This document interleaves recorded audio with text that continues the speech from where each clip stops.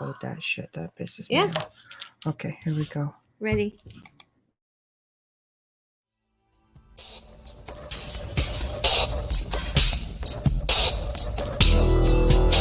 Welcome to the Outer Realm with Michelle DeRoche and Amelia Pisano. Airing live on the United Public Radio Network, 105.3 FM in New Orleans.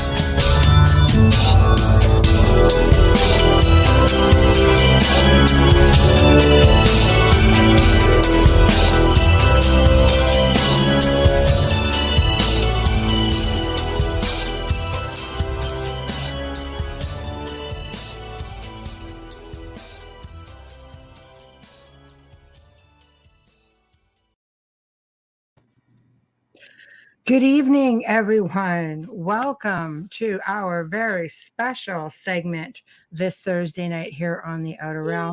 We are broadcasting live on the International Public Radio, United Public Radio Network, 105.3 FM from the beautiful city of New Orleans. We are fully sponsored by the amazing people over at Folgers Coffee and Dr. Snick, aka Justin Snicker, the sonic surgeon. And tonight is a really special night for us. So you want to make sure you get into all of our chat rooms. We have 8. Yes, 8.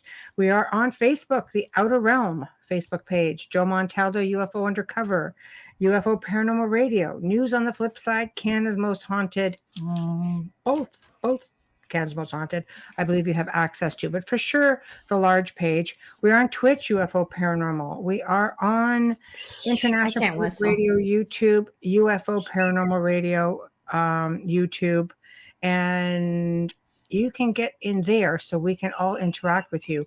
So thank you, Bradley. Thank you, everybody. Jessica, Janie, Pauline. Thanks, Mama. Thank you. Thanks, Jessica. Well wishes. Thank you. Thank you, Janie. It has been an adventure. This has been a lot of fun. When Amelia said it's the 200th, I was like, what? Already? Yeah. It's just breezed by. Hi, Patricia. Yeah. It's just breezed by. You know, the first 100 felt like that too, though. It's true. It did. It really did. And I do want to give some credit also to Jack Ken. I don't want to forget about Jack. No. Thank you, Zach, man. The Outer Realm was a conception done end of 2018, and it started off as a Q&A. It really wasn't technically the Outer Realm.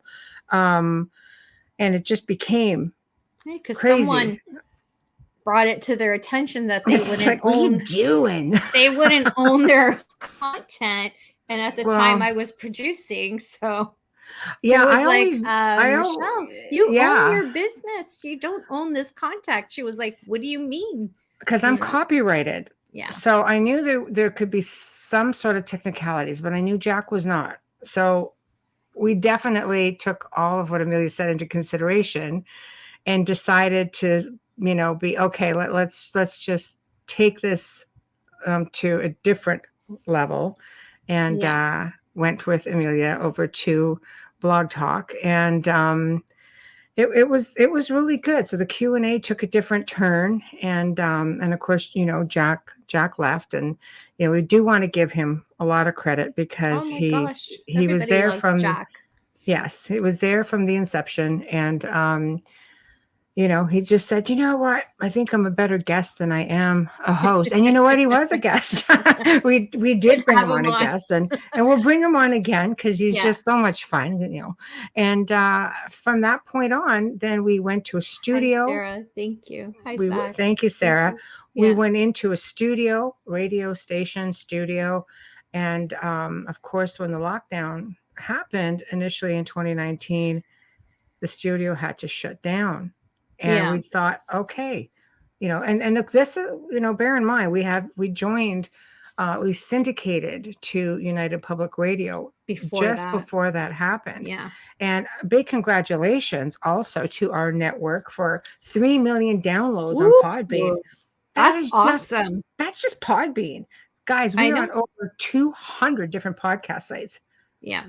that, not counting the YouTube, like that's just Yeah. all of our podcast sites for the network. Like you can find all of these archives and more going back decades on Yeah. so many other platforms. So big congratulations to Joe Montaldo and United Public Radio for that. Yeah. It's a big achievement. So like it's like a double whammy on one night. It's like how much better can it get? It's exciting. Yeah. So here we are, we're for the last while, we've been with, a year and a half, we've been with United Public, not syndicated, but full on through the network. And that in itself has been one heck of a journey, and Yes. along the way, oh my gosh, the people we have met, Thank the you. knowledge, thank you guys. Aw. The knowledge that we have learned and we've received from all these multitudes of people who have been guests on our show. We've made friends, we've learned new things, and it's just been one hell of a journey. I'll light up a special cigar. All right. Yeah. I like it. So, yeah. And we thought the best way, to share this segment would be with you guys. Yeah, we couldn't be here without you. No. So you're part of this. Our guests. So happy anniversary. Yes. Happy anniversary, Bella. Episode-versary. I know, right? Yeah. It's awesome. It's awesome. It's all about you guys. It's all about what you want to listen to. It's all about what you want to see. And we do listen. Yeah. You'll find that for coming into, you'll already see some familiar faces that have been coming on the show with us. And you're going to see a lot of new faces coming on as well. And it's going to be a lot of fun. We're going to have so much fun. We have so much keep up with the changing times in the field as well. We don't want to get stuck in what, that formula of anything. It's what we stand for, is moving forward and making sure that you get the best of the best information.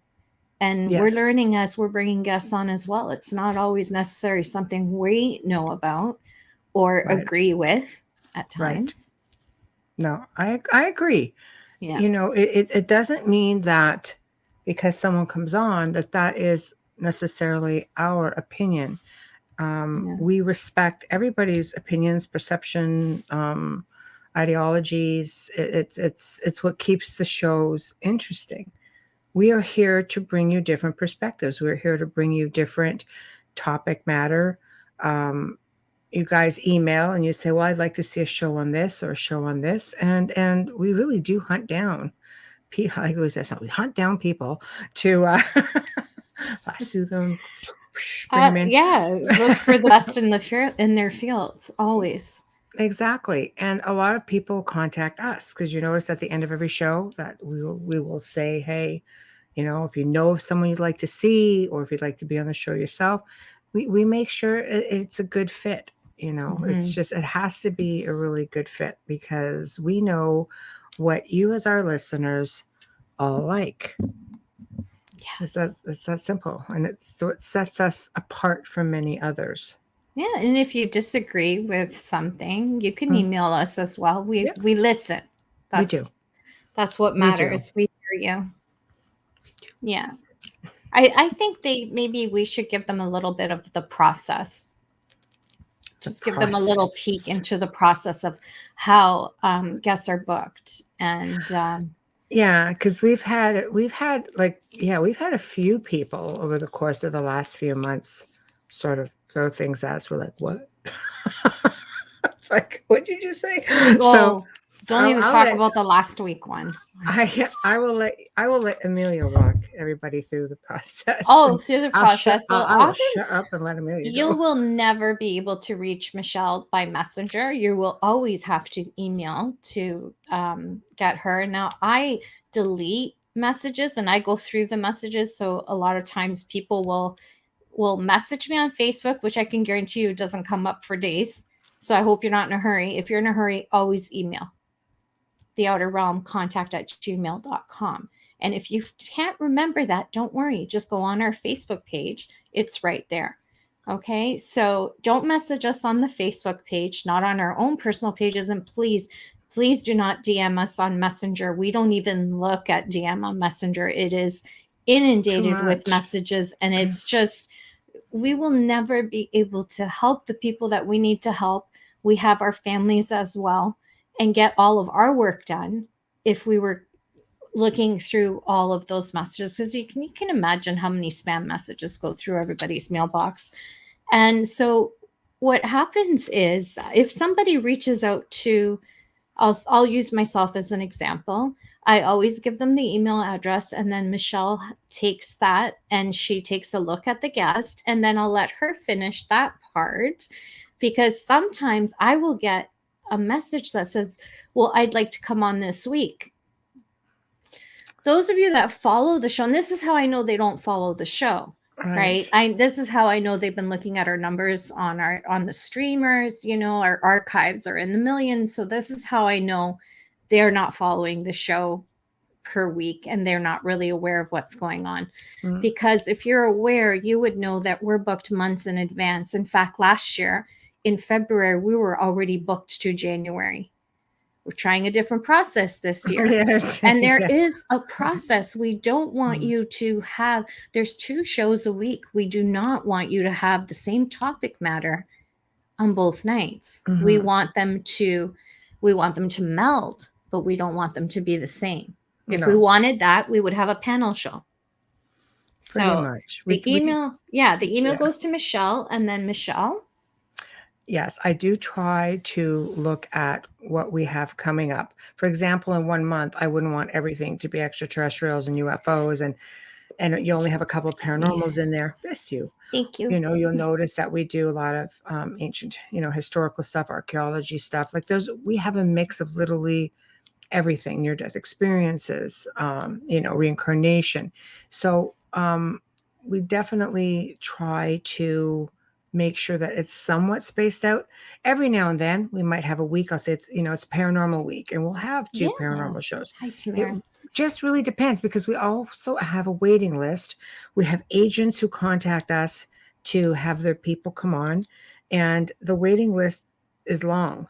It really is, because this year, like right now, we're booking into middle to end of April. We're trying not to go more than a quarter ahead, because it's not easy either. It really isn't. No. So at that point, we're just really trying not to go too far ahead. Not that there's not dates booking going into the following few months, because we do have return guests who have a lot to talk about that we can't all just cover all at once. So, hey, so we have to basically move it all in, and move it along. Sorry, Michelle. But when Mom's on, I have to blow her kisses. And when thank you, Philip. Thank you, Philip. Philip Syracuse, Horsefly Chronicles, Monday night right here. 8 p.m. Monday nights at 8 p.m. Philip and Julia. Yes. Yeah. And we have a great family here. We do. Sorry. Yeah. No, it's true. We're a great network. We have a lot of really great people. There's a lot of really great shows, and that's something else too. If especially when agents are booking, they don't always think, okay, we're on the same network. So if we see a guest, because we do book months in advance, but if it's too close to when we're booked and they're on another show on the network, we have to bump you. Yeah. Because we're just not going to do back-to-back guests. It's not fair to the other show. Any more than it's fair to our show and our listeners, nor the guest, because or the guest, they will lose out on the audience if they're carrying the week. It's not. Absolutely. And some guests think, oh, it's better if I'm booked back to back on your network, and I'm like, no, it's not, because if they've seen you on another show, they're not going to come to see you on the other. Like they're not. They might not be listening to you again. So you kind of miss out. There's a science to it. There's a science to it. Yeah. And there actually is a science to it. There's a science to it. And, and when I get a little, sometimes people can be pushy and try to get on sooner. I can't do that. I don't have the schedule, and I wouldn't do that. I would not move somebody. If we have been to have an opening or a cancellation, there's a waiting list there as well. Yeah. You know, it's a crazy process that Michelle has somehow magically put together without glitches, Yes. and we follow it. And Michelle also has an agent that calls in and Two. books. Yeah. So Two. you have two agents that book shows. Mhm. It's you have to have one person who's on it, or it becomes a mess and Very confusing. convoluted. It It is. is. It's So not it's that we're trying to better. be difficult. It's just trying to No. follow a formula that's been working for us Yeah. for Yeah. 200 plus episodes. Thank you. You know, And so that's the thing, you know, sometimes right. I'll have friends in the field and they're like, "Well, you're a host." I'm like, "Yeah, but I'm not booking. I don't know what's ahead. I don't know Mm. what's booked right now. I have bookings, but I have names. I don't necessarily have topics. I can't just put you in there. No, Michelle might be waiting to we hear go over from someone everything. else." But we Yeah. tried to do that where we were Yeah. both booking. It's too Michelle hard. knows a lot more people in this field, and it's just easier to have her book the guests Mm, and to have one person on it, because at mm. one point we were double booking and when we'd have to move things around, and it's annoying for the guests. So It was a big mess, you know. yeah. We do talk about, you know, about people who will approach, you know, someone will message Amelia, she'll say, well, Yeah. there's this person. We talk about it because again, it has to be a right fit. We're not, you know, Yeah. we're a little bit outside the norm that way. And it's, you know, for myself, it's because I've been in the field for a really long time, but that's just my field. There's a lot of other people at the top of their fields who come on.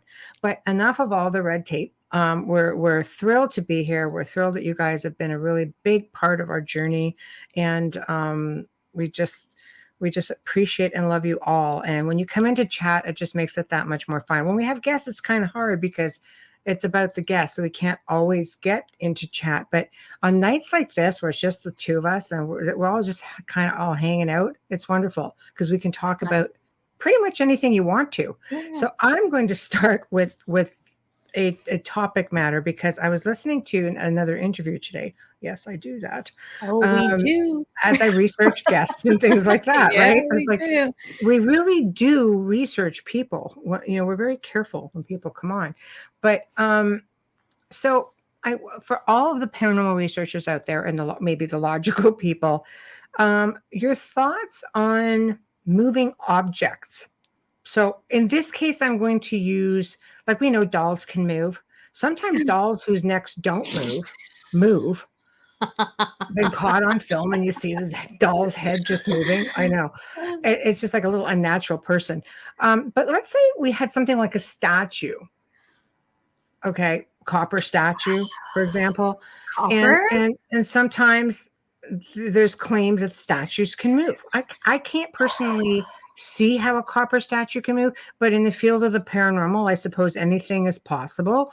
My personal thought is, are they just giving you the illusion of what they want you to see? So if, for example, something moves, okay, and I'm going to show you where it gets technical here. If something moves and you see something move, is it because the spirit there wants you to perceive that that maybe part of them or the statue or whatever is moving? Now, let's take it a step further. What happens if someone captures a photograph with that movement and the whatever it is that's moved is different in the photograph? Are we talking a hand, or are we talking a face, an eye? Because at devil's advocate on the other side, I'd be looking at I would want scientifically make sure that this copper is not movable or soft and that it is indeed copper. It's a big statue. The one I'm making reference to is a statue that's holding a rifle, and the hands on the rifle are said to move. So from up here to, let's say, down here, because it's holding a rifle, which is, you know, this way. So it's holding, the hands are on the top. So what, I don't know. So to the paranormal investigators who are in chat, or the logical scientific people, what are your thoughts on that? Yeah. Don't Let everybody just us chime in know. all at once. I'm going to just say mine since this is I'm on here. Okay. Here we I go. would have to I would have to investigate it in all ways, scientifically and Right. paranormally, whether Right. you're putting a camera on it or whatever. But I believe that some measurements need to be taken, because if those hands are moving, we need to know how long, how far. And then Mhm. you need the history of the actual statue and who it's of, and Mhm. if there's any attachments to. I mean, there's a Well, you lot know of that the things. statue's haunted. Like, I'm talking about an allegedly haunted statue right Okay. now. Yeah. And I it's would done some still want pretty the incredible density of things. the copper. Yeah. I'm just terrible that way, because Mm.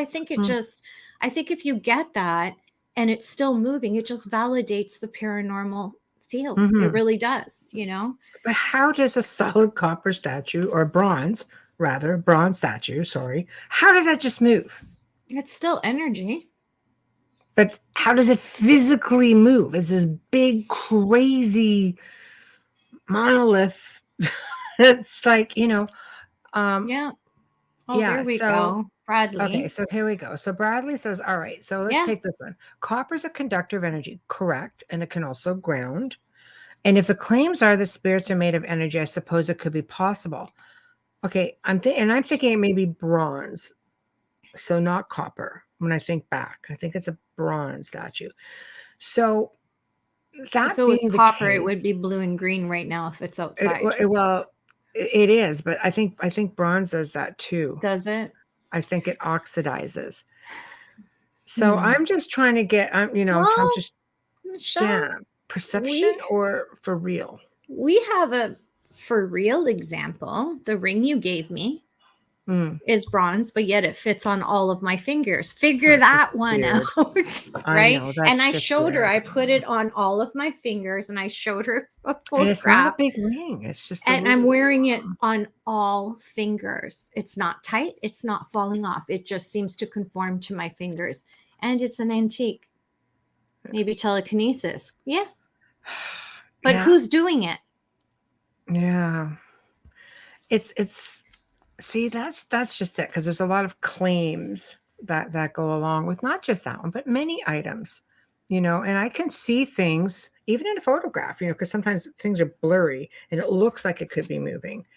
And I always attribute it to, well, maybe it's the spirit's energy that's actually moving up and down on, for example, this case, the rifle.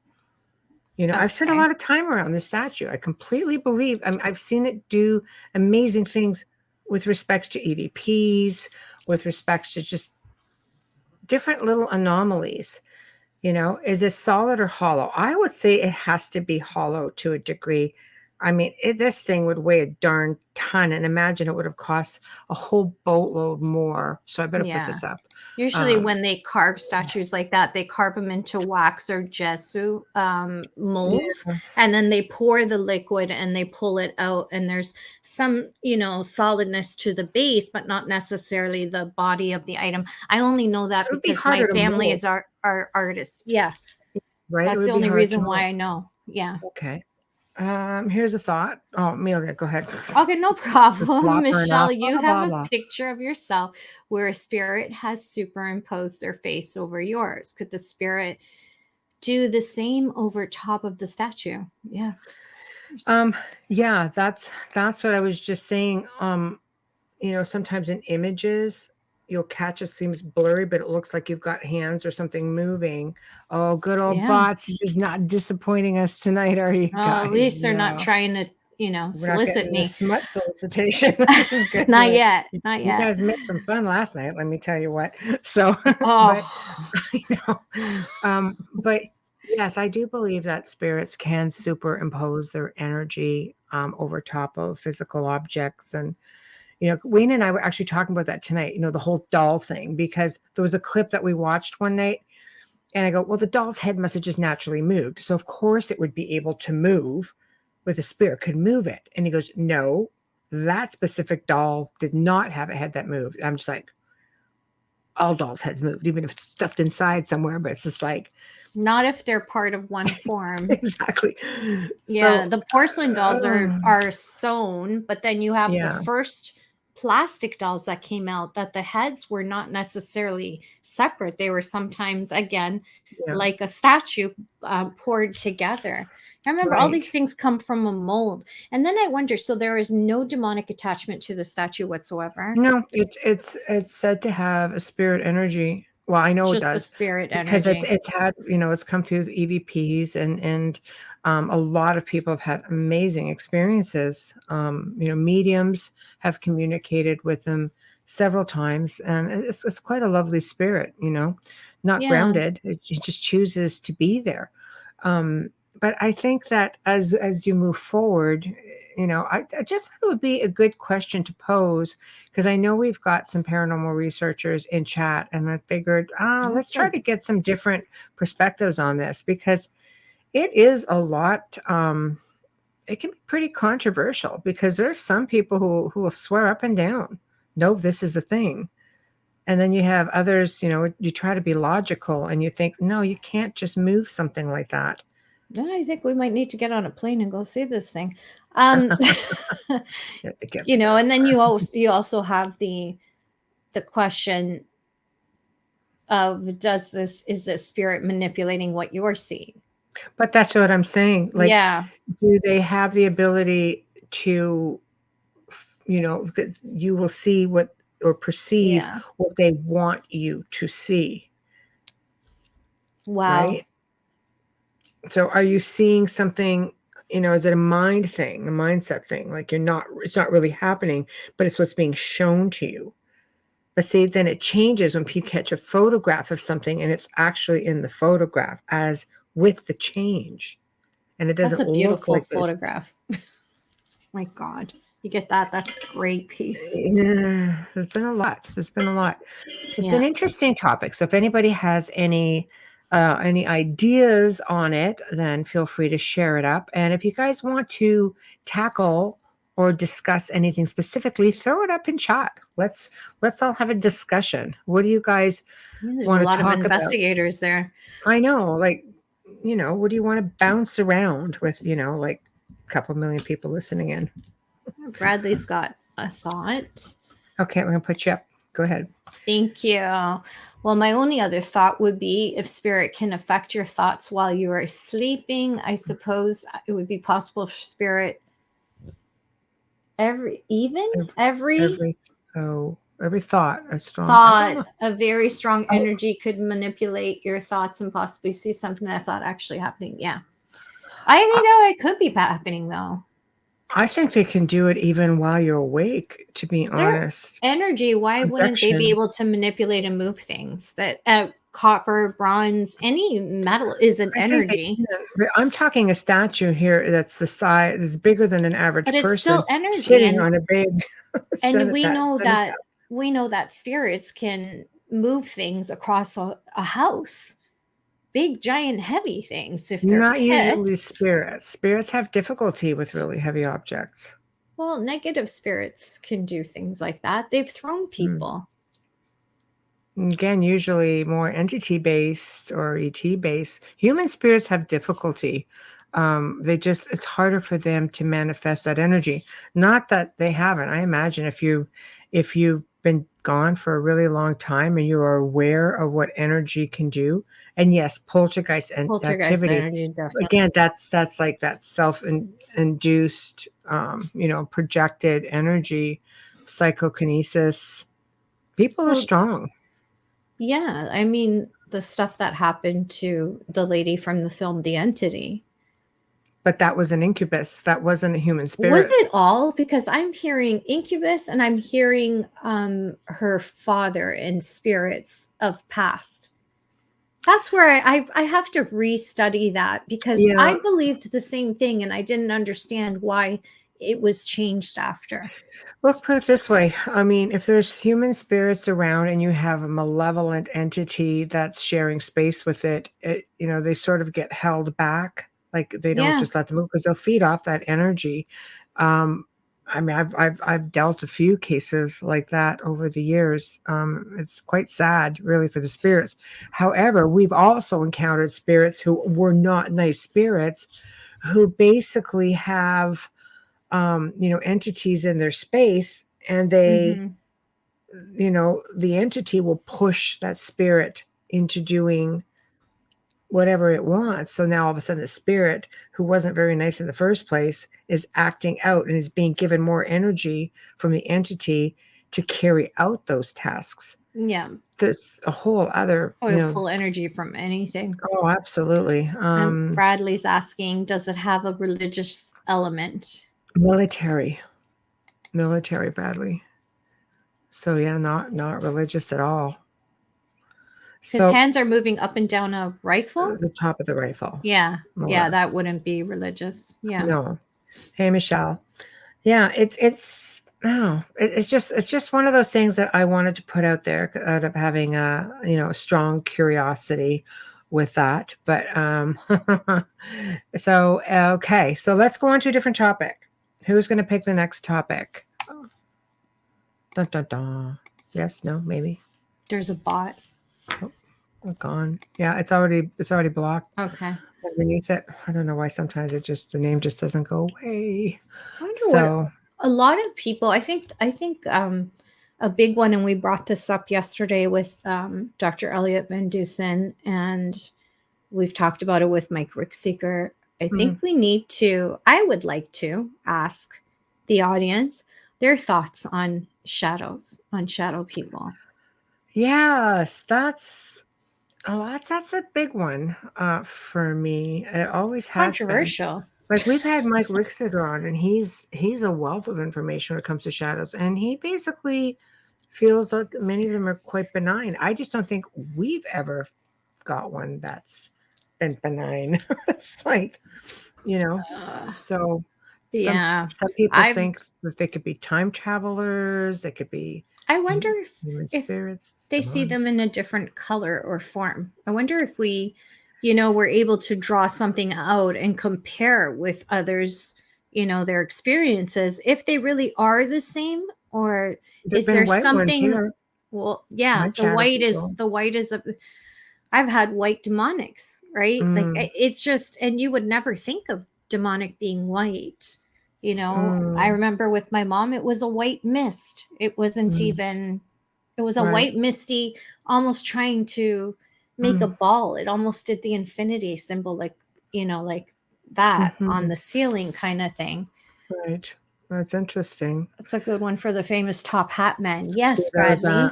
See those a lot. That one to me is always mischievous. Yes. Okay. And Jessica, I saw a shadow, but didn't feel uneasy. Yeah, Zach, we'll get to your question as soon as we're through this topic for sure. Yeah. Go ahead. Thank you. My experiences with shadow people have been mixed. Some were neutral nature, others malevolent. That's Zach Vance. I don't think we've ever come across one that wasn't malevolent. So you have to almost ask yourself why that would be. You think was it really a shadow? Well, sometimes there are things behind them. Yeah, for sure. If you don't feel that it's malevolent, I'd be so leery with that, because we don't know if there's something trying to mimic a feeling of love or a loved one and still trying to manifest itself to look like that person in some ways. You have to be very careful. That's what gives me fear. I used to always say that as well. I used to say, well, how does it make you feel? Do you feel uptight? And now it's like, well, wait a second. Anything can make you feel comfortable. Absolutely. You need to tell me, where did you see this? How long did you see it? How long did you see it for? How often?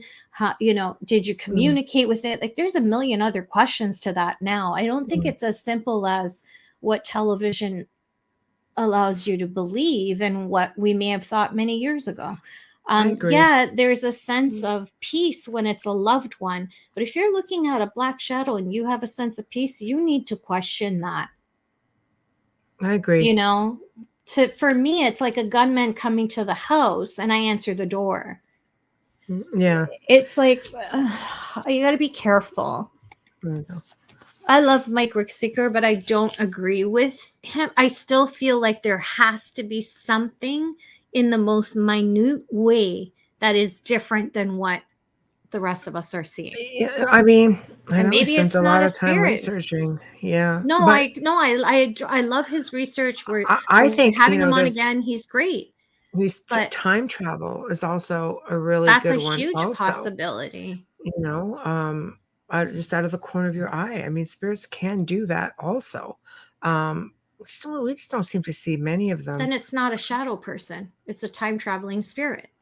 That's what I mean. Like, you can't label it really Well, a shadow we're person. assuming so. We're assuming so. And I need Yeah. to know, is it a feminine form? Because I've never seen a demonic shadow entity in a feminine form. Mhm. It's always been masculine. It's not always a hat. Don't like them, but it's Mhm. always been masculine and Yeah, a lot of large. people I've spoken to throughout the last couple of decades of doing this, it seems to be the same thing. There's not really a positive take on them. It just doesn't No, mean that they're not out there. no. But Zach if Man. they're time travelers, wouldn't you be able to see an outward appearance? Maybe those are the ones that we're catching from the corner of Corner. eye, because shadow people in the malevolent way are in your face. Mhm. So that's why I'm saying, like, the smallest detail we're missing Mhm. between these entities. I'm not saying it's not possible. I just, because he's an incredible researcher and I love talking to him, I just Mhm. believe that we're missing something. Right. Zach Man's comment here. Okay. Thank you, Michelle. Never had a positive experience with shadow people. On my first experience with one as an adult, I tried to punch it when it It must have looked disappeared. pretty solid. Yeah. Yeah. Bradley.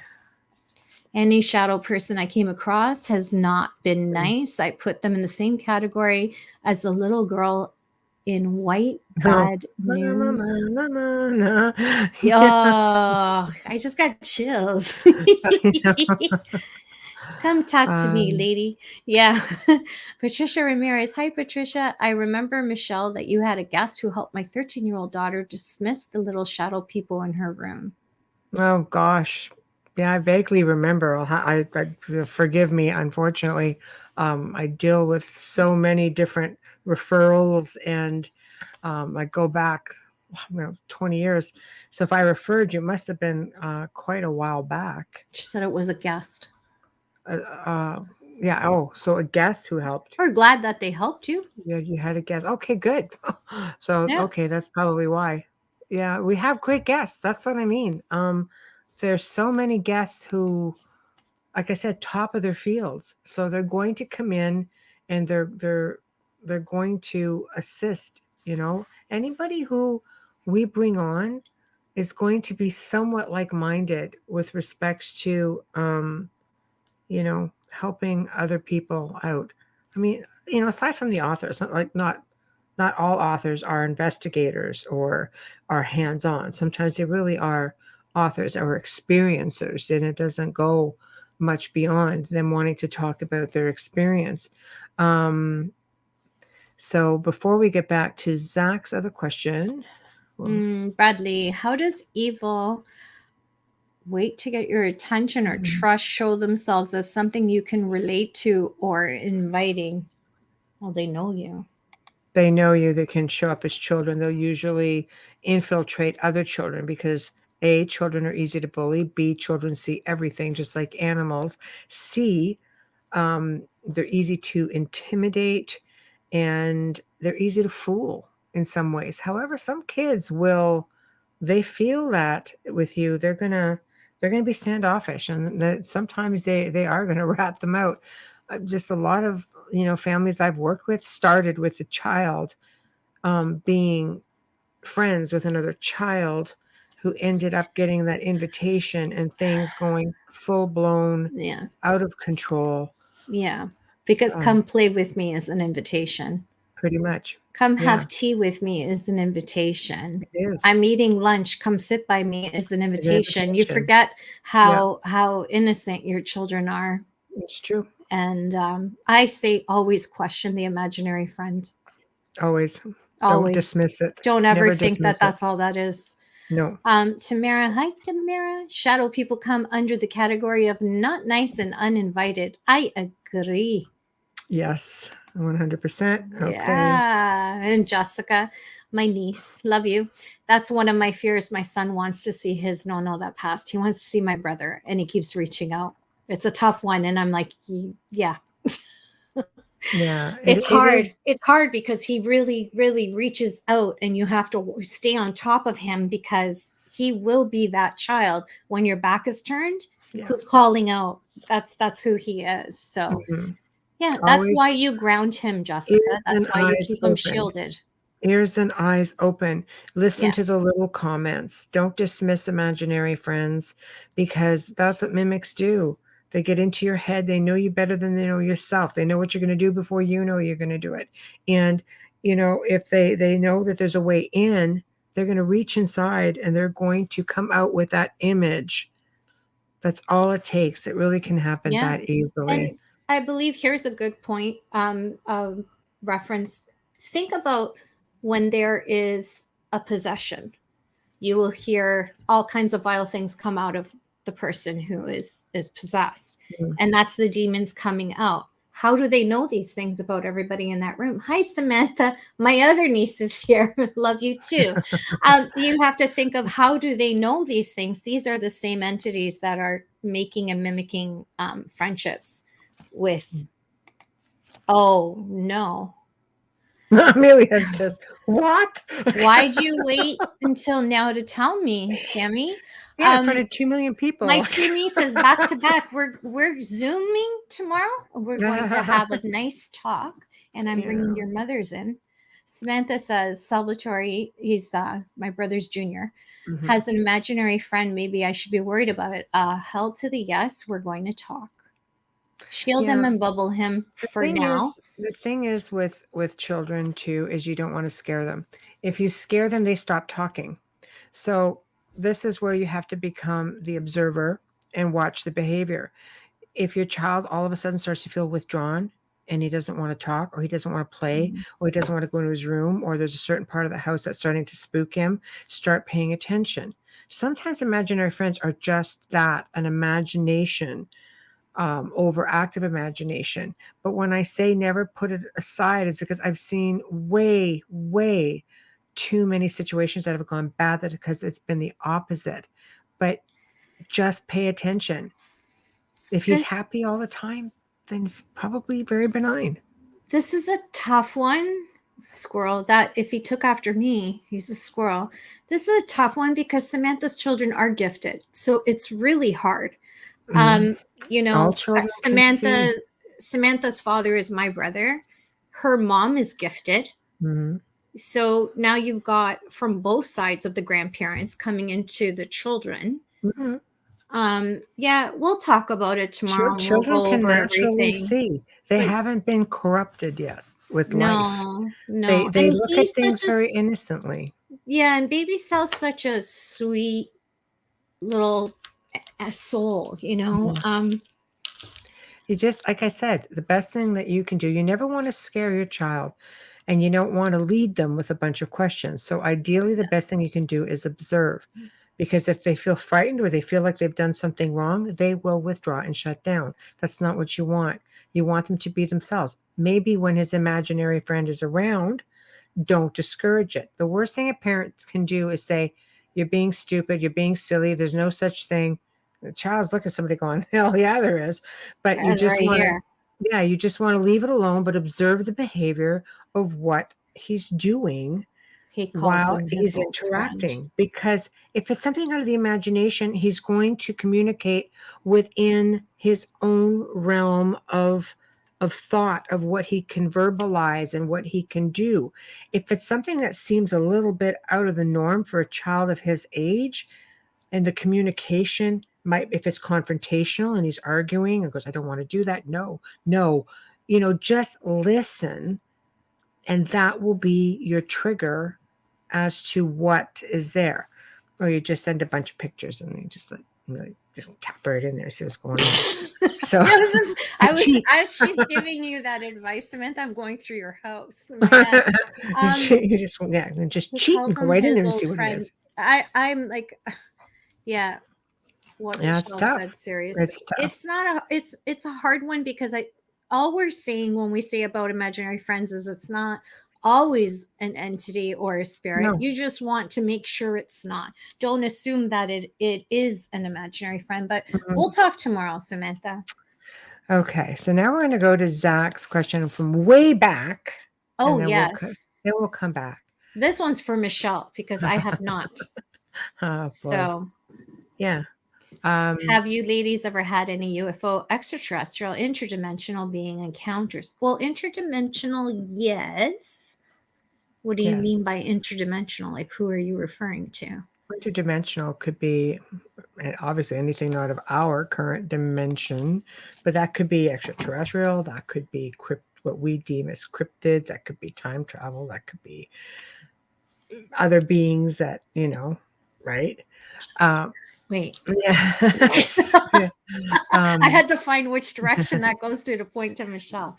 But yeah. I could tell you, yes, on all levels. I've had experiences with all of that. Was not always comfortable with it, and came to the realization it's been happening since childhood. And when I came to the realization, he calls him his old friend. Samantha, I'm wondering, Samantha, if there's an ET thing going on here. Yeah, we're going to come back to you, Samantha and Bradley. Yeah. So if anybody who has obviously listened to interviews that I've had or seen my Paranormal Nightmare, which is the only time I've really told the full scope of my own story, there was an attachment. And I think on my Paranormal Nightmare, I even played one of the recordings of that attachment. Yeah. Big growl, You did. Yes. And I now tend to wonder, because there is a really fine line between certain beings and extraterrestrials. I think religion is a very man-made thing, and we tend to refer to things like, let's say, for example, and they could be all one of the same, or they can be completely separate. So we're going to kind of examine both. But let's just say people look at a demon and think, extraterrestrials, the UFO people will say that's a draconian or it's a reptilian. Yeah. Okay. People who look at angelic beings are going to say this is a Pleiadian. This could be, there's several really nice Andromedans, like really nice beings of light, they're just beautiful, like the Nordics. Like, you just look at me. I was looking for that word. Nordic. Right. Yeah. Right. Well, those are like from the Pleiades, right? So, ufologists will say, no, that's what these beings are.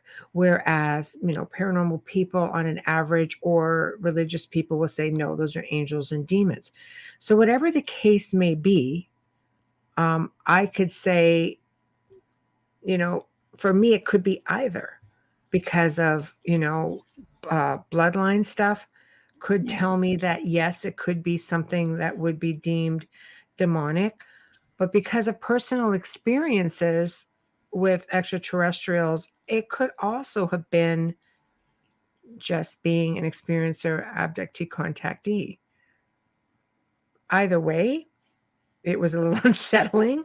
And, having anything coming around lurking while you sleep at night is never pleasant. I keep thinking, what about all these other people? Get to see them during the day when they're awake.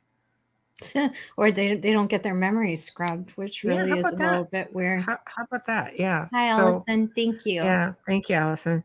Yeah. Yeah. So just, I don't know. I think it's something that a lot of people experience, and a lot of people are going to start experiencing more, because from what I'm understanding, just in research and other people I'm speaking to who are abductees, contactees, experiencers, they are going to make themselves known. And we shouldn't necessarily fear them. Some of them should be feared, but the majority of them should not. So brace yourselves. It's like any human race. There's good and bad everywhere. Exactly. So it's the same thing with that. Exactly. Just be ready for it. Open mind. Right? Yeah, definitely. It always says no fear. Exactly. There we go. Easy no for convincing you Amelia. to It's say. taking me a bit of time to just like, okay. It's like lurker. Lurkers, yes. But it's, hey, Chris, It is become easier, and I hear something now. It's just like, all right. I remember the other night I was so tired. I remember falling asleep, and then I could hear something, and I know now the patterns, and I know what they sound like, as opposed to, let's say, the spirits in the house sort of thing. And all I remember saying is, I am so tired, because it's just, let me sleep first and just let me fall asleep, have that little minute of enjoyment. So, and we can always tell too, because the house gets really, really, really dark. The best text messages are, Bubbles, it's noisy. What's here? Those are the best ones. We've had, like street lights come into the tower upstairs, and would light up the whole upstairs. So even with those lights on, when they're here, it's completely pitch black upstairs. It's like those lights don't even exist. Yeah. So scary. Okay, get back to Samantha. I know you're worried. What's going on? No, I will definitely have a conversation with her tomorrow, because there's no way that I could get everything I need from her from a chat. But I will definitely be having a conversation with her tomorrow and see what's going on, because it could be absolutely nothing. Especially like just the fact that he calls him his old friends, kind of it just kind of ruffled me the wrong way a little bit. Right. So I just want to Could be make past life sure. too. My old friend could be past life thing. And Samantha's used to living in an active house, so right. But Chris is not, Samantha. So don't say anything to him until I've spoken with you, or he will never sleep, and you'll be nursing the man baby. And the other 4 kids won't even know you're there. But good times. He's petrified. He's like, I haven't seen the show you did, because not this, the Paranormal Nightmares, because I'm so scared. They've lived in haunted houses. There seems to be an attraction with Samantha with that too. Yeah, LOL. Yeah, she agrees with me. Let me see what it says. Could ley lines be highways for extraterrestrials? Yes, absolutely. And they could be highways for spirits as well, because they're energy lines. Anything that's made up of energy could pop through a ley line. There have been reports of people, I know in Burlington, City Hall people used to report horses and carriages from a whole other time. And they were all dressed in period clothing in the courtyard. And it ran right over a ley line. So I completely believe that spirits can travel through energy lines. And it is believed that UFOs and extraterrestrials, and Dolly, correct me if I'm wrong, could also use ley lines. Oh, well, hello, you're new. Nims Dulak, I love it. Yeah, ley lines, definitely. For spirits, seen them, but interesting for extraterrestrial. Good to think about for me. Okay. Yeah. See, Dolly says yes. Dun, dun, dun. Yes. Yes. Dolly would know. Dolly would know. She's had a heck of a lot of experience. Yes. So I completely believe that. So there's going to be a lot more information surfacing there also. But energy lines, I think where energy lines tend to cross, you'll see portals. A lot of these power spots, like throughout the world, like the ancient Egyptian pyramids, like Stonehenge. There are places like that all over the world. And you'll see where amazing monuments were built over these areas. They follow magnetic ley lines. Exactly. There we go. That's interesting that they do that. But that's, I guess it's like a highway. It's like a If you want to know more about stuff like that, you should really watch Ancient Civilizations, on Ancient Aliens and stuff like that on television, because they have a lot of those stories in there. Hi, Dave. Hi, Dave. Yeah, Tamara. When you have paranormal activity, you have UFOs reported. Many times. Yeah. Not for me, not always. But throughout the years, I would say at least 50% of the people I worked with who had hauntings also reported ET sightings. Yeah. And They surf dude, them. they surf them. I like it. I like it. That's very cool. Okay, Bradley. I've been doing some searching and have noticed most churches are places on ley lines, the old cathedrals. Yeah. Yes, that's what I'm saying. They're power spots.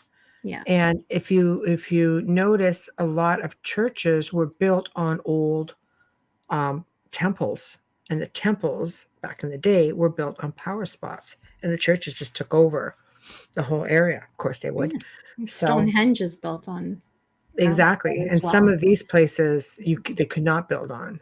Yeah. You know, but if there was a temple there, you would see the church move right in on it and take it over. And then you get places like, for example, Rennes-le-Château in the south of France, and that place is unbelievable. Like, you could feel the energy when you're there. It's just a remarkable location, and it's been inhabited. The Romans inhabited it. The Visigoths inhabited it. What was it about it? Power spot. I felt a lot of energy on my grade 8 school trip. We went to Montreal at the cathedral. It was overwhelming for me, and I was 14 at the time. I didn't quite understand, but I do have a thing for cathedrals. I can't lie. I love going into, I don't care what religion they are. I love going into them because I find them so beautiful. I love the architecture. Like, yeah. I consider myself a spiritual person, very open-minded. I don't follow organized religion, but yet look around, I love the Gothic arches. I love the architecture. It's just so unique, but it's also very medieval as well, which is I'm sitting in a medieval room for those who don't know. I just can't spin everything around, but I love it. I'm much like you that way. It's just so beautiful. I think it comes from mine and my niece's history too. Yeah. Tons of it. Yeah. He brought the Goth into Italy. Dave's is saying some of the ley lines in Europe is said that Apollo flew over the line and charged the ground on his journey. Oh, that's interesting. Didn't know that. Yeah. Bradley, I wonder if the Knight Templars used or knew. Oh, I think I believe they would have. That's a definite yes. Yes, absolutely. That's temple meat, temple. Like, you have to look at all of those. Yeah, I agree. They had knowledge that was hidden. They knew so much more than they let on. I always say, Freddie Silva said it the best: rich men did not give up their wealth to go on a quest looking for treasure. Rich men would give up their wealth to look for sacred knowledge. That's all I'll say. Especially back then. Exactly. Yeah, Rennes-le-Château. It's Rennes. It's Nims. It's actually Rennes-le-Château. So it's RENNES space LE space Chateau. Chateau. Yeah. I think maybe when he typed, it just happened to come up that way. It might have. Are you talking to your phone? Because it does it to me all the time. Well, it's the yes. Oh, Tamara says Mexico City. There is a church built on. There you go. On pyramid. A pyramid. Yeah, that's often if you go into churches. Arabia and Emirates and that, you will find things like that. The sand just blows over in hundreds of years, and then that's why we have archaeologists digging them all up. You have whole cities under sand. Yes, you're very welcome, Nims. Dolly, ask yourself, how did they know? That's the key. How did they know? How did they know they were magnetic? How did they know to look for them? Exactly. And that's where, you get that whole UFO cross into paranormal. I know. Are you referring to the Templars? How do they know about the knowledge? That's a big question. How did anybody know about the knowledge? How did Stonehenge, Easter Island, Rennes-le-Château, the pyramids, the Mayans? How did any of them know? Extraterrestrials. Yeah. I truly believe that. A lot of, mainstream archaeology will tell you. I mean, we've had a lot of different people. We've had archaeologists, on the show in the past. And I think, but open-minded, which is great. So I think mainstream archaeology tells you that no, this is how things are, because it's what they know and they don't want to veer away from that. But I'll tell you something.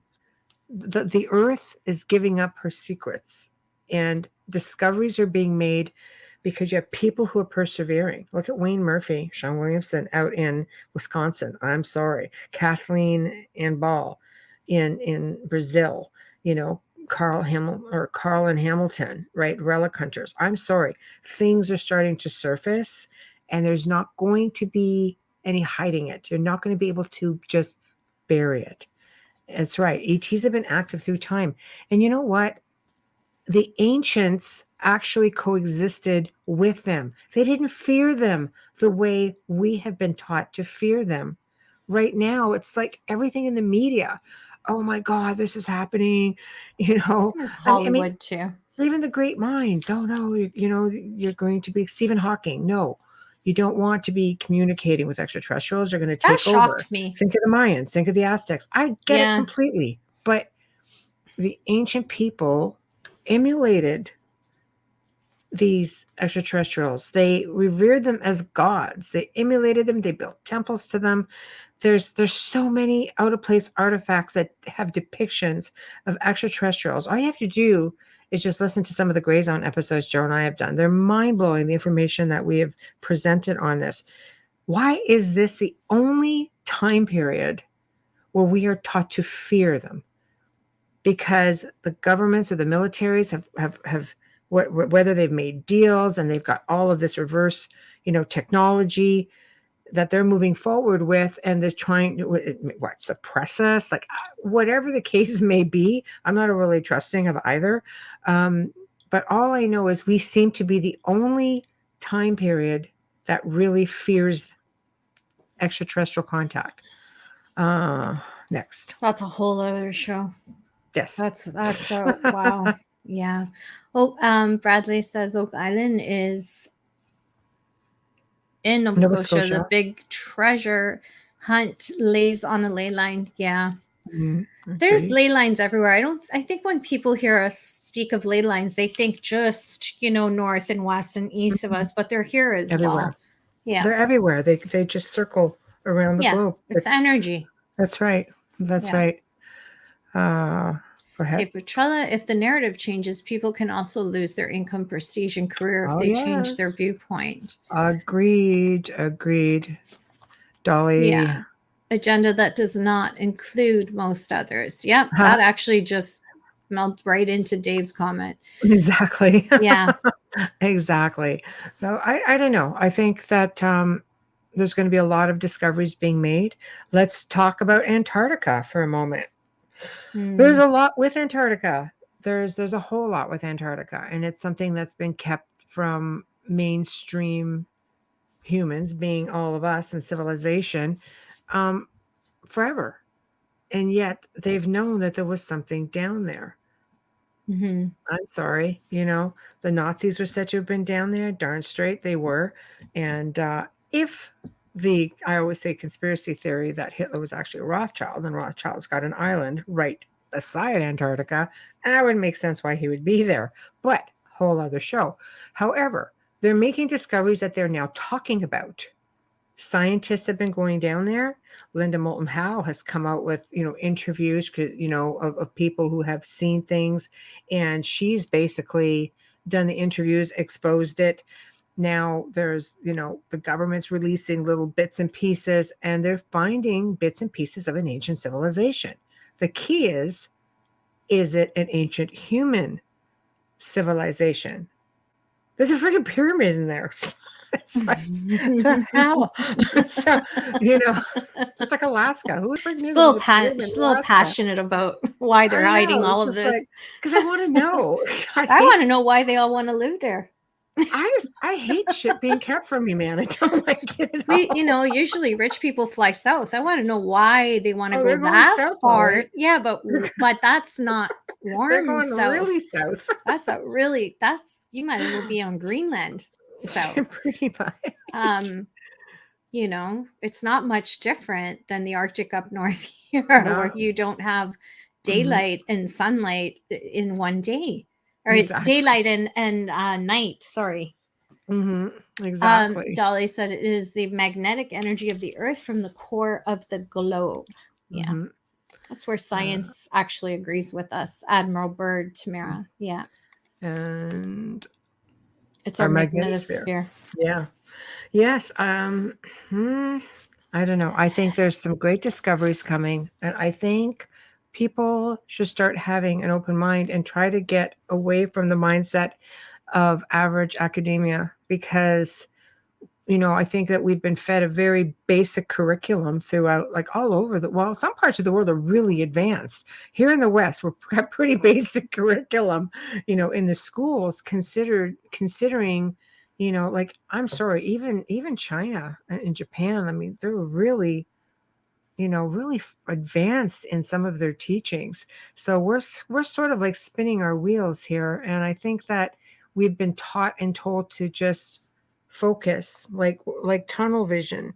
We have to have that peripheral vision. We have to be open-minded and just say, okay, look, things are happening and this stuff is real. You can't deny it. It's right there.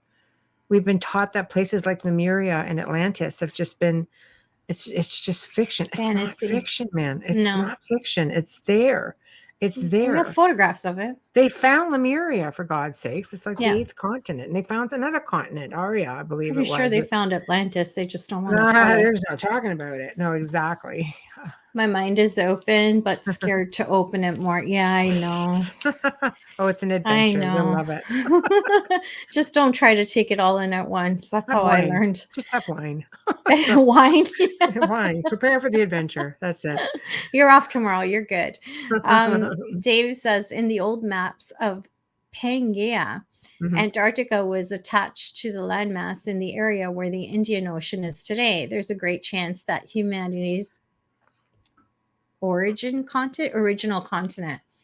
Yeah, there's that big landmass right next to Italy, actually, and it's the one that I've mentioned before. Now, with that landmass, it's gone under the plates of the earth. It's under the water, but parts of it are the mountain ranges that you see in Italy and throughout that whole part of Europe. Like, it's actually right there. Oh, in and northern Lemuria Italy would have been also attached to, because it's right between Australia, New Zealand, which was right down there with Antarctica. It's also fascinating. Yeah, the plates, they do. Plates subduct all the time. They do. Well, yeah, and obviously it wasn't that solid that it sank. Well, some of it just slides under the water. But so let's ask ourselves something else. Let's say, these, and again, I'll mention Freddie Silva because he's been on the show, a couple times. He's wonderful in his research. He's very, very, very detailed in his research. Any man who takes 19 years to study the Knights Templar and writes these freaking amazing books, 19 years has got to stand for something. So, but there's a lot of these missing lands, as he calls them, and these ancient civilizations that go back, 10, 15, 20, 30,000 years. And these people may have been revered as gods. Is that the Atlantis story? Is that the Atlantis story? That's the whole thing, separating myth and lore and exactly. And what I like to call fairy tale of cultures. It's true. It's hard. Dave says lots of previous civilizations probably ended up in the Earth's mantle and was recycled. I agree. 100%. See, right there, these islands have sunk and these continents have sunk. We've been through ice ages. Oh my gosh. And we can't really check, especially if they're in, thousands and thousands and thousands of depths of water. We can't get that far to see what's there. No. You can't, you'll die. You can't get down there. Bradley writes, I wonder if doing a spirit box session of spirits would tell us our future or things about our planet we didn't know. Ooh, Well, actually, well, I let think it's Michelle answer that one. I 'cause think it's a we've done a few. double-edged sword with that. Yeah. And because I have had many sessions, and spirits will give you a lot of information. Extraterrestrials will give you What you more need. information. Yeah. I mean, I've had spirits of my family come through and set me on a journey into my lineage that blew my freaking mind. And it was all validated through different mediums and psychics. And then I've gone to these locations. I found the information I needed. So I do believe there are some things they can tell you. I don't believe they can interfere too much with giving you things that can alter your life too much. And I say that because I remember my grandfather giving me tidbits of information. And there was a woman in the background. And I remember my grandmother saying a story. She would tell us a story that for years after my grandfather passed, he would visit with her, and she would be annoyed because he had this female guide, and she would determine when the visit was over. And it was part because my grandfather, knowing my grandfather, was trying to give her some information she wasn't supposed to have, and she yanked him out of there. This is what happened when he started touching on things he shouldn't have touched on. And all of a sudden, she's basically saying, that's enough. Like, she got very, very stern with him. So I think there's limitations as to what they're allowed to tell us. And ET tells, they're actually, I found in that one last session, Bubbles, Yeah. the last two, they'll just, maybe three, they'll just tell you all kinds of stuff. It was. It took some, yeah, you almost have to make sure you're tapped into them, though, to be sure that that's exactly who you're talking to. Tapped in and protected as Exactly. well. Don't just put on one of those boxes and think all you have to do is talk. No, you need to have somebody on the outside, not just listening. Hi, Christopher. Hi, Joyce. Hi, Christopher. Hi, Joyce. Yeah, I believe that there has to be somebody there monitoring, so you know exactly who you're communicating with, because it could get dangerous pretty quickly. Absolutely. Dolly, Plato died before he gave his entire account of Atlantis. Yeah. Funny that, huh? The ones he gave, yeah, there's another conspiracy. Funny that. The ones he gave, they've had, look at that location called the Eye of the Sahara.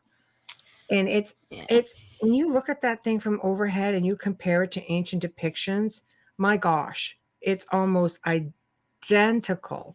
You're looking at that and you could think to yourself, oh my gosh, this really could be it. But then there was a new one that I found. We did it on the Gray Zone Uncensored on that show on Saturday. And I don't have those notes in front of me, but there's a newer location that has just surfaced. And now people are thinking, this might be it. And when I started reading the characteristics, because I think Plato had at least 10, 15 characteristics describing it. Now I'm kind of thinking, shit, there's another one. Was it all connected at one time? Was it extraterrestrial? Was it a floating city? Like some people say, no. How do you know the thing wasn't floating in the air and just flew off? I'm like, I don't know, man. I wasn't there, but apparently I was. So I don't know. If it's a floating city, how do we know that it's not a craft? Well, that's exactly it. See, so Holy says all have knowledge if lives all have knowledge of lives lived before, but it is your life now to live, learning on your ability to connect to truth. I agree to that. I do. And Tamara says, every fairy tale or folklore, there is a thread of truth. Absolutely. Urban myth as well. Mm-hmm. Yeah, I agree. Urban myth is the modern fairy tale. Yes. There is a universal law for which they cannot change a person's life plan. I agree with that. That's what I'm saying. I don't know that I think they're very limited to what they can say. Oh, the Reacher structure. That's right. The Eye of Sahara. I've seen it. What did you think of it, Dave? Do you think it's a good candidate for Atlantis? If you've seen the documentary? I didn't watch that. It's really good. It's really good. There was a few years in the study of it, but the other location was in the Azores Islands off the coast of Portugal, because Plato had mentioned that it was near the Straits of Gibraltar, was it? Or the Pillars of Hercules? Which are there, yeah. That is exactly where these islands were. And these islands were said to be very, very active with earthquakes as well. Oh. You have to look at the Azores Island one, Dave. I find that really interesting. Dave says, I think Atlantis is under the entire Sahara. Well, under the Sahara, that's the eye of the Sahara. You could see where a big tsunami came in at one point and just sucked everything out of it. That's what I'm saying. It's a good candidate. But when you read the information on the Azores Islands in Atlantis, you might look at that and think, you know what? That might be another good candidate. So I don't know. Yeah, the Azores. Yeah, have you looked at everything with the Azores? It's got a really good potential. There's got to be a reason why the Templars were there. I I think there's a lot of ancient knowledge that's definitely there. Okay, there. So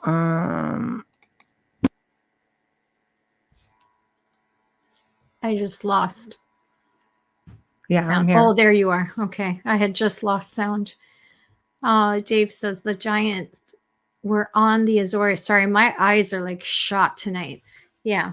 Okay, well, I can go ahead and read. I can read them if it helps. No, it's okay. It's okay.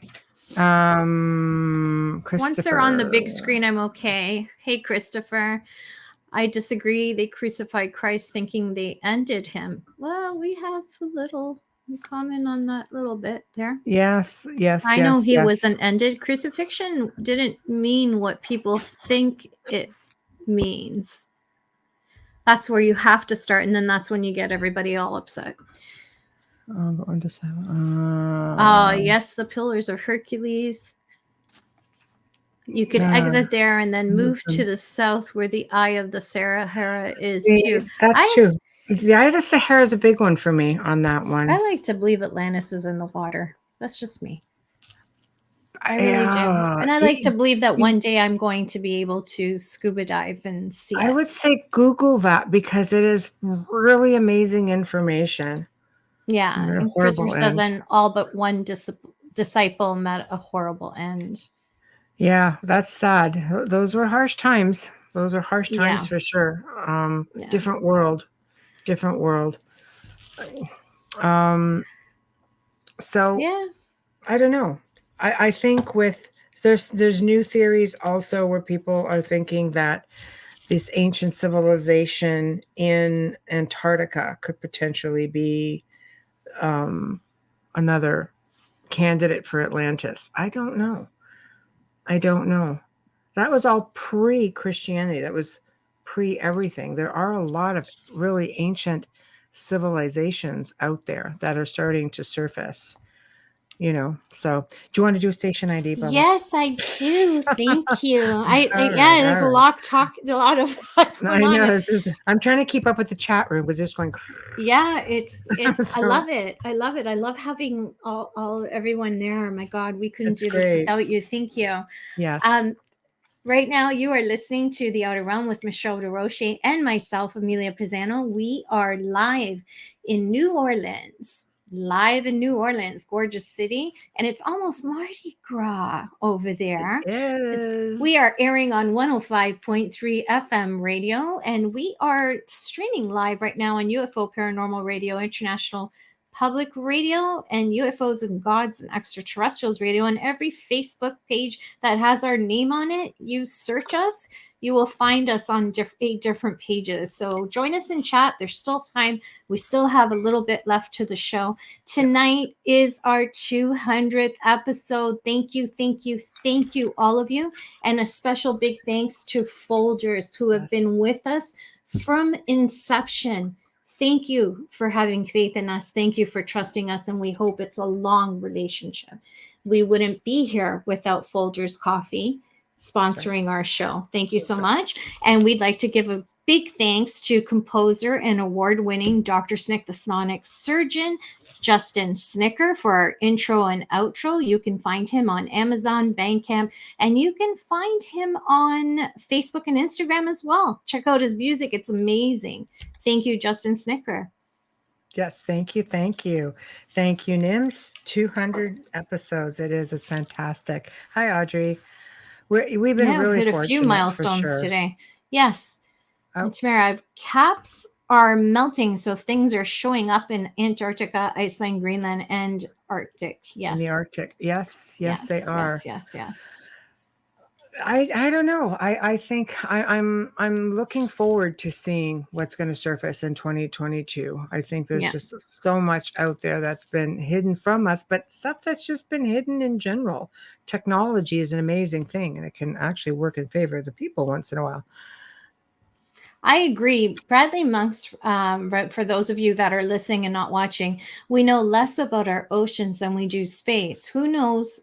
We may have a whole alien base there. Alien base all over the damn planet. There are several alien bases all over, not just in the oceans. The oceans, there's quite a few. There's some said to be in our mountains. Absolutely, under the ground, in them. It's all our favorite correctional officer, Wes Coleman, says, "I'm going to drink 200 cups of Folgers coffee to celebrate." Love you, Wes. Mwah, mwah. Take pictures. Well, he'll be calling tomorrow. I know. It's like, I'm still awake. I'm still awake with 200 cups of Folgers. I suggest decaf if you do that. Yeah. And a porta potty nearby. It's all about the thought, right? We love you, Wes. Oh my gosh. Wow, that conversation went from ghosts to aliens it's quickly. All over the place. It's and all over history. The place, but I love it. And this is what we're trying to say, just a reminder, it's not always, a lot of people think that we're just paranormal. In fact, paranormal is probably the smallest thing on our schedule. Yeah. It really is. Considering Definitely. I've spent practically 2 decades in the field, it's amazing how you branch out. I've always said, learn something new every day, and moving outward into Christopher's a 2 pots of coffee kind of guy. That's what I was going to say. That better be Folgers, Mr. Quarantino. Yeah. But yeah, you definitely branch out. I think people in the paranormal always go into ufology because there are several connections. But I am also a lover of ancient history, and I mean, I dig and I learn and I cross-reference, and I love just learning about everything because there's just so much out there to know. The paranormal is just such a small part of it. But there's a lot of dark things out there too, and I'm not just talking about evil things here as the paranormal looks at it. Angels, demons, well, demons being dark, but there's that world, but then there's another world that's like right here on planet Earth. There's how we treat each other. There's people who again get victimized. There's oh gosh, guys, there's just so much. It's a whole other show, but there's so much. And they're all coming up in the next 5 months. I know. we want to, there's a lot of stuff coming in the next few months just with guests, but we just want to present so much to you that it's hard. I almost wish we could do 3 shows a week. There's that much information to do. Well, I do 3 shows. Actually, I do about 5 shows a week. Then we're going to be doing 6. Well, you're going to be doing 6. Yeah, 3 that I'm actually, like the 2 Outer Realms and the Gray Zone. But then I do other people's shows. So I average about 5 a week, sometimes 6. So it does get to be a lot. But there's just so much information that I would love to just bring forward and somehow fit it all in our schedule. We wouldn't be able to help people when we do those other 2 nights. That's the problem. That's very hard. Yeah. It's a very dark world we live in. Oh, hallelujah. Amen. Yes, it is. In more ways than one. Yes, it is. But I don't know. I think you guys are really going to love the lineup that we have coming, and people who are just Yep. going to bring you so much knowledge, and they're going to open your eyes to things that you may not want them open to. Just saying. Just You saying. can always hit pause if it's too much. Open mind. Open mind. And yeah. And you don't have to agree with all of our guests. We don't. You know, we have them on because we're learning. We're learning, and everybody deserves the opportunity to get their stories out, or their area of study. You Absolutely. know, it's a big, amazing world. It really is. Oh my God. Bradley. So much folklore that could be talked about. Yes. Yes, absolutely. Folklore is fascinating to me because it is the foundation of how a lot of stuff got started with us. Yeah, Jessica, I find this all fascinating. Want to know more? I could stay and listen to my aunt on the phone forever. You know what's funny is we actually clean our houses when we're talking on the phone. It's just something. Yeah. But anyways, that's cool. I enjoy my conversations with my nieces. I really do. No, it's cool. Michelle, can't wait to meet you. Yeah, as soon as this crap is all down, you know. Yes, that's true. I never hit the pause button when I'm engaged in the show. Thank you, Zach. Zach deserves an award. He's like a third host. He has never missed a show. The chat. I know. Seriously. Seriously. I know. He's great. Zach's the ultimate listener. That's because he's sitting back with a drink and a cigar. He's got his feet up. We can tell him anything. He's like one of the girls. So. Yeah. He's an incredible man, and he's great to the network. Oh, you're welcome. No, thank you. Getting back to folklore for a sec. There's a lot of mutual, you know, we were talking to Elliot Van Dusen last night, and he was talking about, you know, things that were going on out in Nova Scotia, out in the East. And then we basically had the same sort of thing, obviously here, but down in New Orleans. And when we had Kat Thagard and Utu Witch Doctor on, they were talking about different folklore also that have shown up in different parts of the world. Peter Muse was on talking about, I believe it was, I had to say it, Pukwudgies.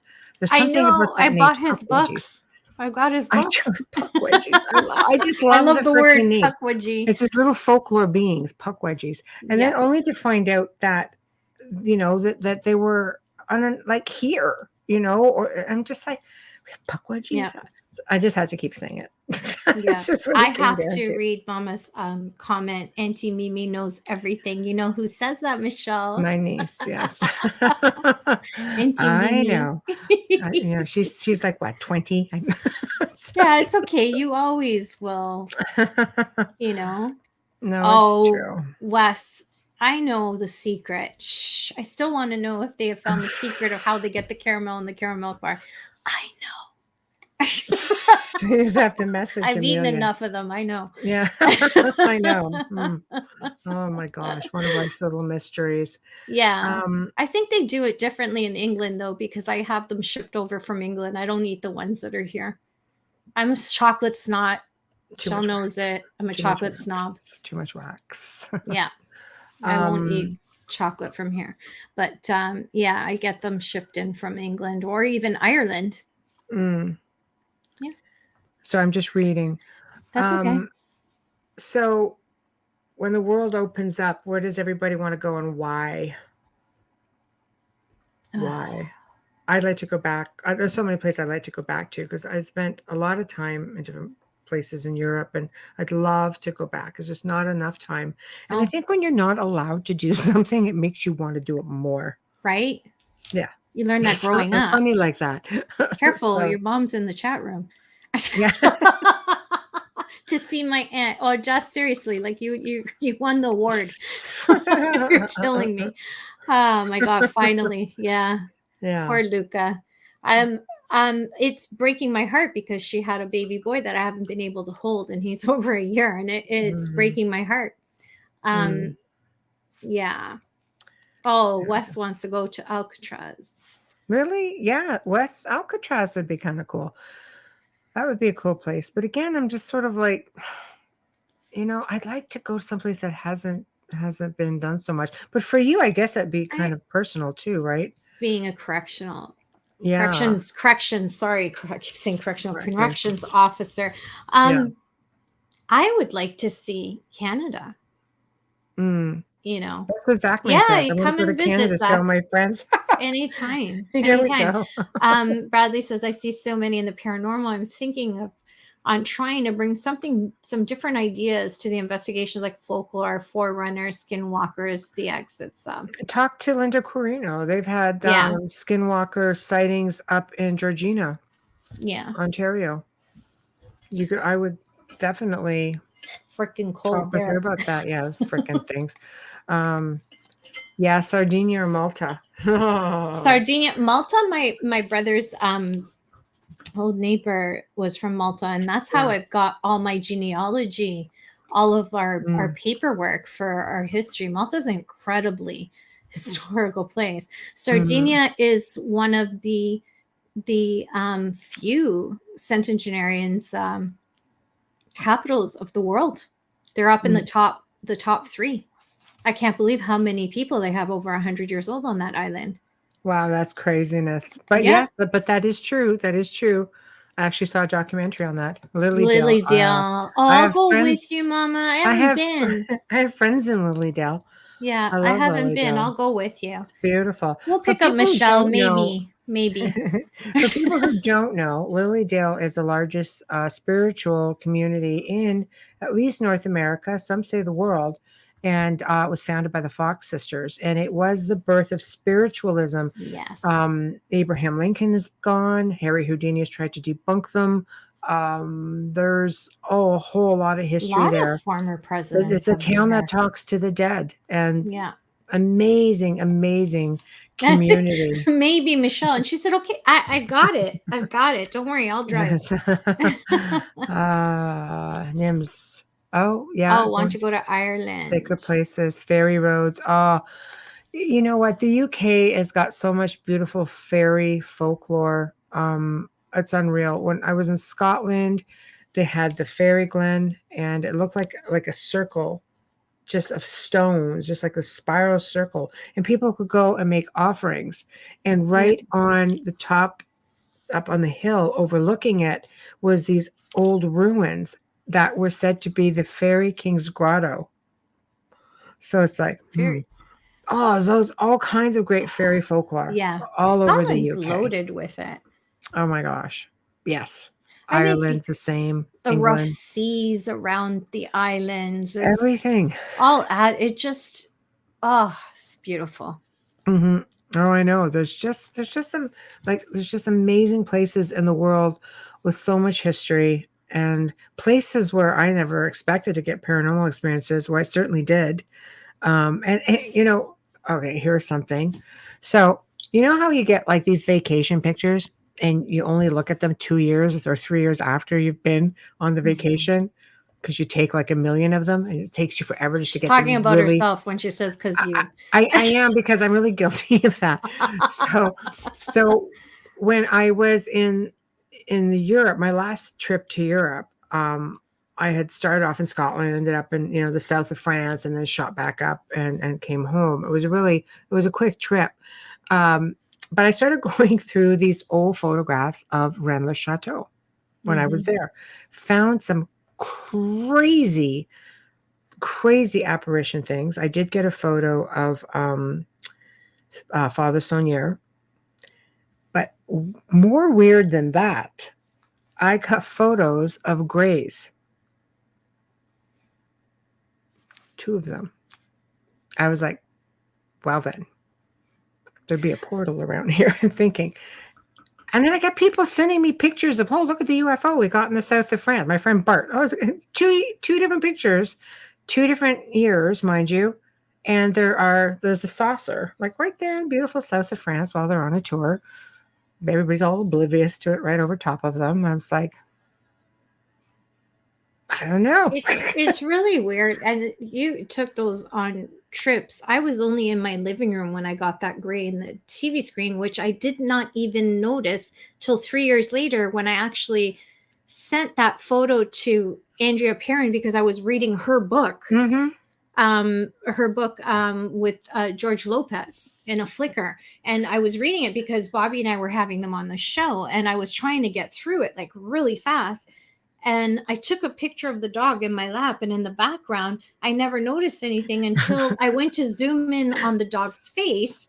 And I went, what the F is in the TV? And I have to laugh because Amelia is in complete denial that there's any kind of ET activity at all. No, there isn't.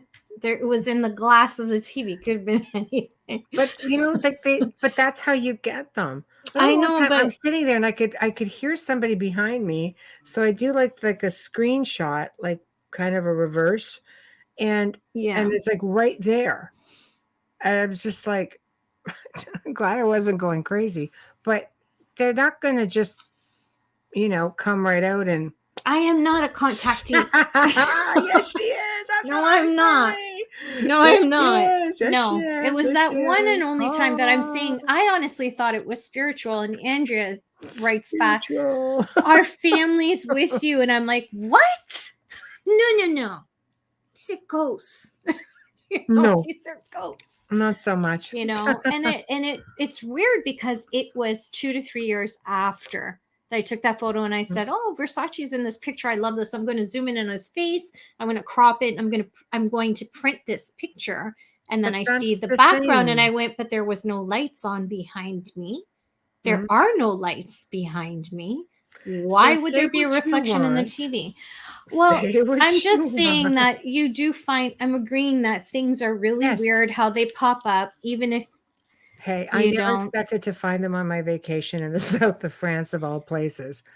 And there they were in windows looking at me. Yeah. Because I was taking just pictures of scenery. And a couple, one was like right in a window looking down at me. And I was just like, that was very unusual for me. Yeah. So I know. No. Bradley. I was doing a location here. The home was owned by an Irish family. The medium was picking up on ferries, the Madison Doucette Hennessy house on Facebook. Hennessy as in like the cognac. Yes. Oh, that's a long one. Okay. Susan Short. Something interesting you guys might like to look into: the history of the massacre of the Donnelly family, referred to as the Black Donnellys. An immigrant family from Ireland was slaughtered by town people. Johanna Donnelly practiced the Wiccan rituals, apparently, and as she was killed, she cursed all the men doing the killing. I believe that was on History Channel. Yeah. They are distant relatives to my grandmother's family. Well, cool. She lived there when she immigrated from Ireland and refused to talk. I have something I can add to that. The connections to the Donnellys. Actually, a friend of mine is writing a book on it. He knows the current owner, who's a Donnelly, visits pretty regularly, actually, and he's got a lot of the history down pat. In fact, he knows more history than most people I've ever met. But if that's not even enough, if you guys saw an episode of Haunted Case Files, there's one a little embellished about being on the island up in northern Ontario. There was an old lodge on this island, and the caretaker of this lodge happened to be a cousin. I wish I could remember his name, Susan, because you're probably just like, what? And he said to me, he goes, "You need to go visit my cousin up at the Donnelly homestead.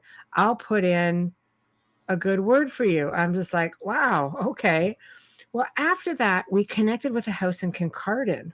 Now, the story with that house was when the Donnelly family was massacred, the owner of the house we were investigating, he would buy horses. Right? That was part of one of the businesses he had. And they were a big Scottish community in Kincardine. So, Yeah. Donnelly's being Irish, he took a lot of flack because to help out the Donnelly family, he went and bought up all their horses. So he took a lot of flack for that. I just found it really interesting how there were two connections. Mother, what do you mean? Which uncle knew who? You cut off. You're teasing us. My uncle knew and then it ends. That's the comment. I'm assuming you're going to say the Donnellys. I think that would be cool. Yeah, that's what I'm thinking. Either the cool. Donnellys or them. Them, yes, knew them, right? Yeah. They're going to have to message me and tell me which uncle. But I find it fascinating how things for me had come full circle with this family.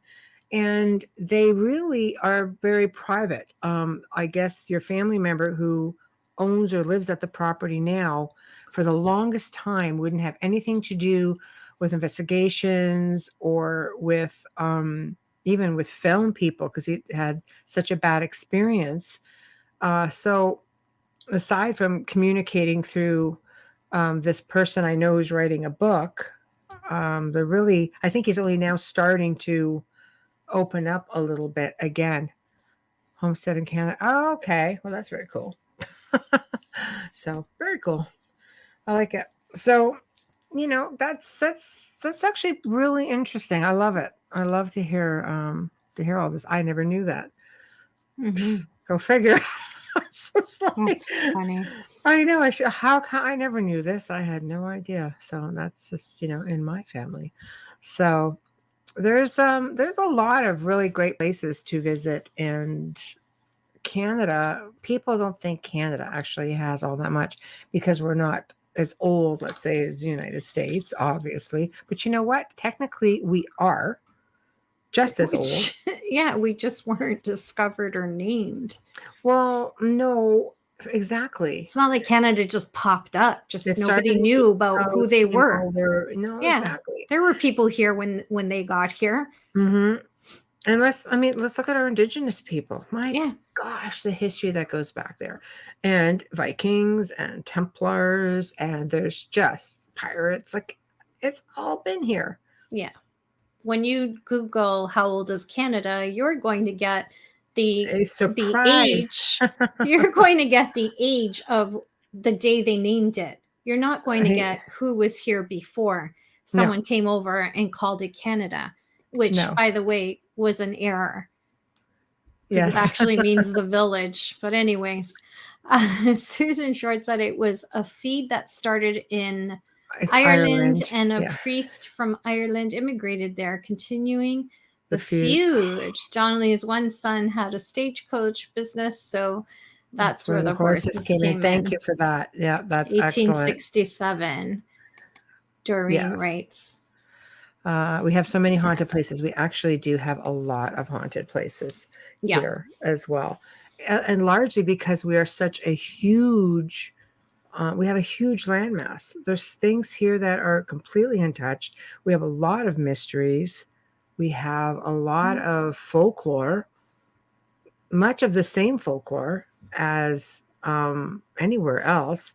The Dirty Feud. Yes, I can well imagine it was. I mean, considering how it ended up. Besides that, thank you, Doreen. Happy 200th. We love it. We love it, and we're slowly coming to the end of it, which is kind of boo. That's okay. Autocorrect is just wonderful. It just I have the same issue. Me too.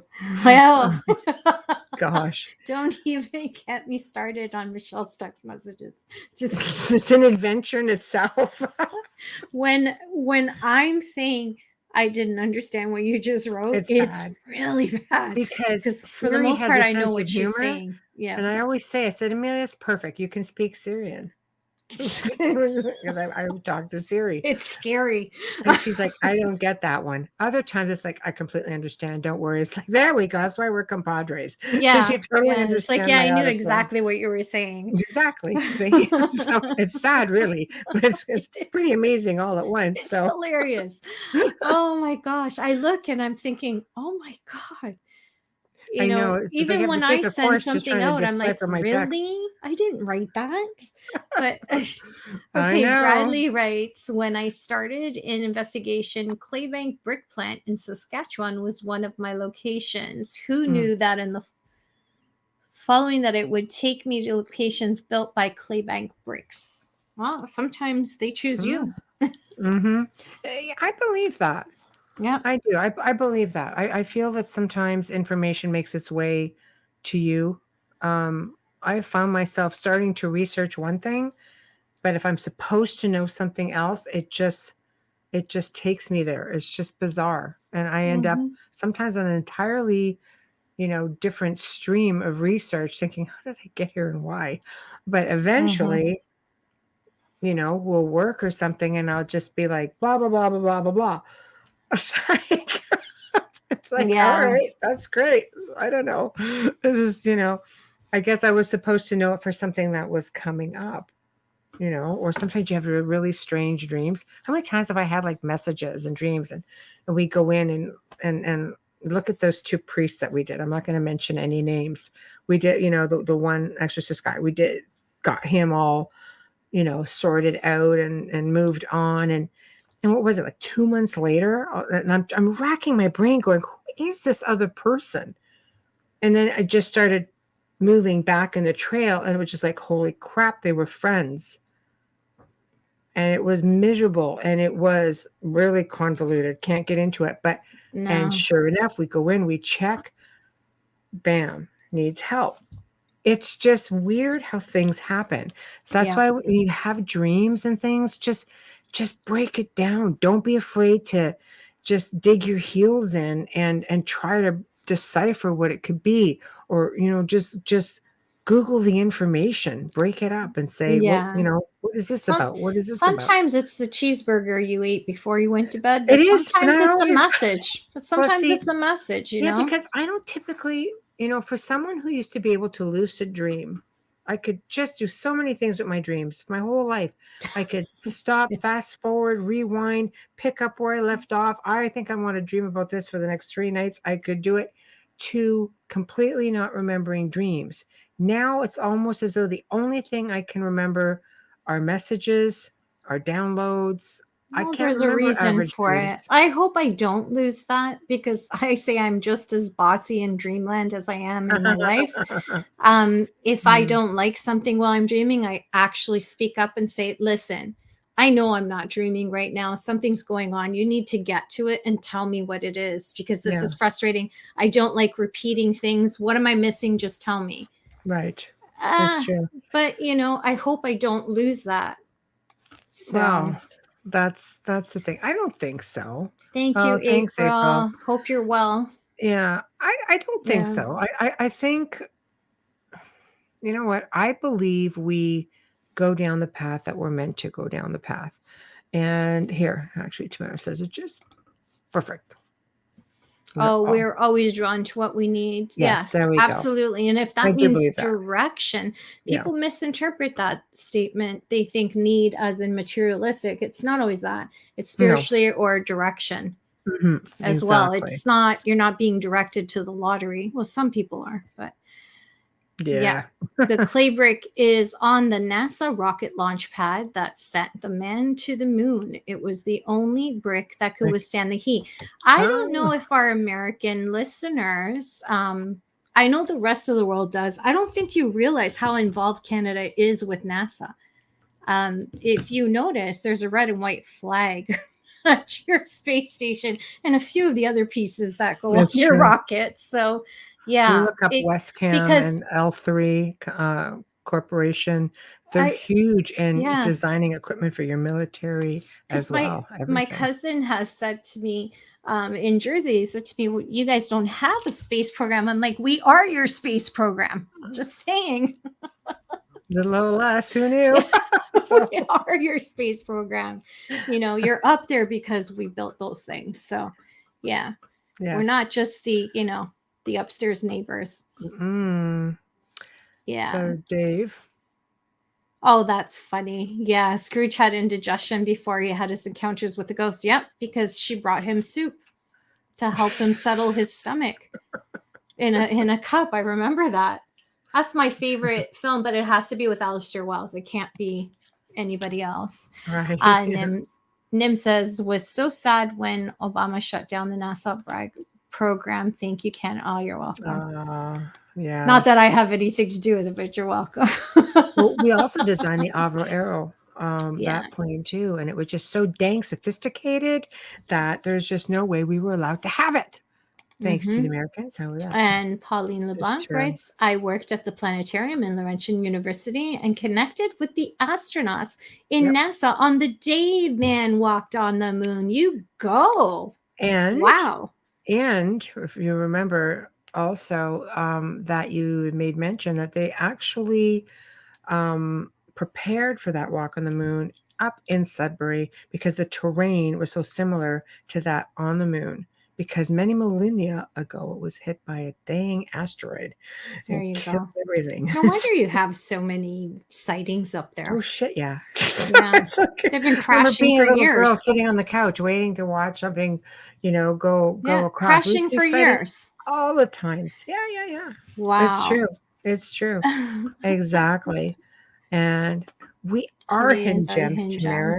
Dang straight. Present company included. I was just going to say, I'd say thank you, but you're Canadian. I know. Present company included. Never mind. I always say we're the Switzerland of North America. Yeah. Yeah. I know. Try to keep the peace. Yeah. Us peacekeepers. It's amazing. Speaking of quiet. Da, da, da. Right. That time. It is. I know. I'm just trying to completely not do that, but we're going to have to do that. We are pretty much at the end of our segment. My gosh, you guys have just been so much fun. And I am really, really looking forward to another 200 episodes with you all. And I know. Toblerone, yes. Yes and yes. That I do eat. True. It's true. We have lots. So thank you guys all. I'm a total my bad right now. I don't have any of my information for next week's guests unless Amelia has it right in front of her. I certainly do not. Of course, Amelia will. I'm usually more organized this, but I was just like, I'm in my office, so yes. it's pretty much here. We have the amazing Jason Hewlett on with his new book. Yep. And we have the great Dr. Kimberly George. Both who have been on the show. So there you guys go. It's going to be. We have a continued conversation because we couldn't fit it into one episode. Freaking clones. So and then after that, it's February already. With a whole other freaking amazing lineup. Yes, it is. Just saying. Yep. So thank you, everybody who tuned in tonight. And the chat room was just like on fire. My God, I think all 8 of our chat rooms were open. And if we didn't get to somebody, we do apologize. We really do try. But the conversation was amazing. And we did cover a lot of ground. And thank you very much for partaking in our 200th episode. Yes. Please remember to head on over to all of our group pages and YouTube pages. On YouTube, you can find the network under UFO Paranormal. You can find International Public Radio. You could find UFO Gods and Extraterrestrials. Give us a subscribe, please. And don't forget about us on the Outer Realm. Come give us some love. Share it up with your friends. And again, as Amelia mentioned, if you want to communicate with us, please email at theouterrealmcontact@gmail.com. theouterrealmcontact@gmail.com. And we will do our very best to get back to you pretty much ASAP. And aside from that, I hope you guys have a terrific weekend. And we will see you again next week with new guests, coming up with a new month with even more amazing guests. So thank you all. Good night.